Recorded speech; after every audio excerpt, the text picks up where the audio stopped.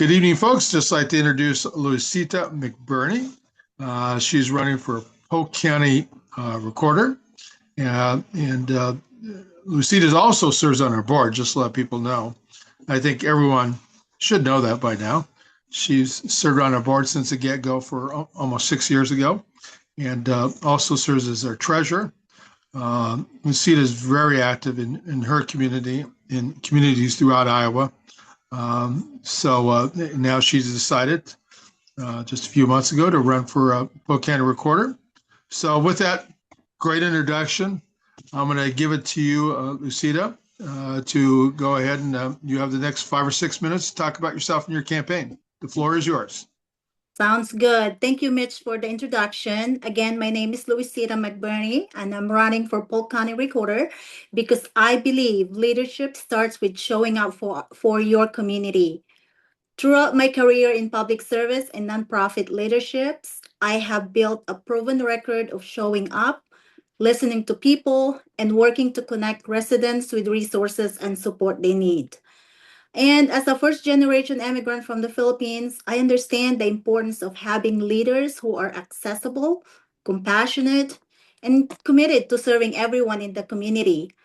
And for more than 20 years, I have worked alongside families, survivors, immigrants, individuals with disabilities, and community organizations to help a difference in people's lives. And I have served at multiple nonprofit organizations like Monsoon United Asian Women of Iowa, that's helping survivors of domestic violence, On with Life, helping patients with disabilities. I've also formed a nonprofit organization in 2013. It's the Filipino American Society, which is now the largest Filipino organization in Iowa. Excellent. Thank you, Luisita. I appreciate that. So I'm going to turn it over to Patrick Borchak. He's our chair of our election endorsement committee. He'll ask Luisita 2 or 3 questions as time permits. So the floor is yours, Patrick. Thank you, Mitch. And thank you, Luisita, for joining us this evening. Thank you, Patrick.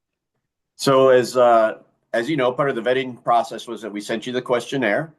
You completed it, and the committee reviewed it to see whether there were any clarifying questions that we had. And we came up with a few. So the first one was question number 1, which asked if you support paying public workers a living wage of at least $20 an hour. You answered that you will always work to ensure employees are receiving a livable wage, quote unquote. However, you did not indicate how much you consider a livable wage to be today. So please now tell us if livable wage for you is at least $20 an hour. Thank you, Patrick, for the clarification and for this opportunity to provide you guys with those clarifications. Yes, I support a minimum wage of at least $20 per hour because I believe every worker deserves to earn a livable wage and provide for themselves and their family with dignity. And as the cost of housing, food, healthcare, childcare, and just other basic necessities continues to rise, wages also must reflect the real economic challenges working families face every day. Okay, thank you very much. So next question number 3, asked your perception of the current relationship between labor, management, and county elected officials, and how you would mediate the 2 groups if conflicts were to arise within county government. You answered that aside from legislature gutting Chapter 20, there does not appear to be a whole lot of concern with the relationship between labor and county elected officials. You went on to say that there is an apparent disconnect between elected officials as a whole, which you hope to address if elected. So please tell us now how you would transparently address the disconnect between your fellow county elected officials. That is kind of hard one, Patrick. But I do believe that transparency and communication are key to addressing disconnects between county elected officials. If and when elected, I would prioritize building strong relationships grounded in respect, collaboration, and having an open dialogue. So, for example, I would support regular meetings between elected officials to discuss our shared priorities, challenges and opportunities before issues become larger conflicts.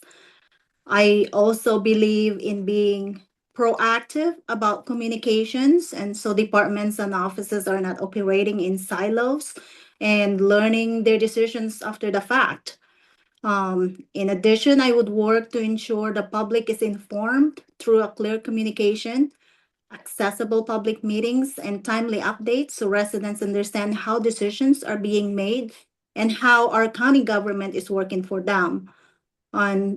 Throughout my career in public service and nonprofit leadership, I've worked with people from many different backgrounds, perspectives, and organizations.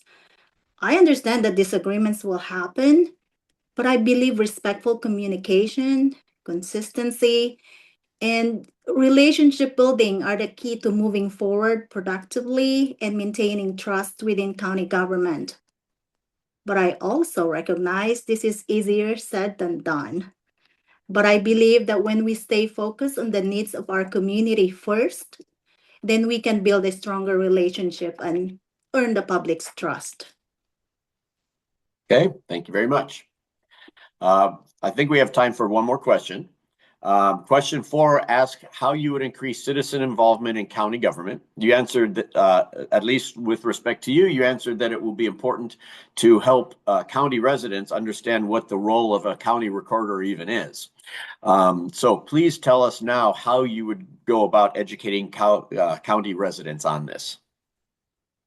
I believe increasing public involvement starts with making county government more accessible and easier to understand. Many residents use services provided by the recorder's office, but may not fully understand the role it plays in their daily lives. And so as a recorder, I would prioritize community outreach by attending neighborhood meetings, community events, and local gatherings to educate residents about the office and services that it provides. I would also work to improve access to a clear and easy to understand information online, those online processes, so residents know what resources are available to them. My goal would to make the recorder's office more transparent, approachable, and connected to the community it serves. I would also consider exploring possibilities of mobile services, for example, like passport processing. Okay, thank you. Mitch, back to you. Well, thank you very much. So we just have a few minutes here. So, Luisita, I wanted to give you up to 2 more minutes to talk about yourself and your campaign if you choose. And then I'll go back to me for a minute or two. I'll explain the process over the next few days here. Okay. Thank you guys for your time and giving me the opportunity to clarify and answer those questions.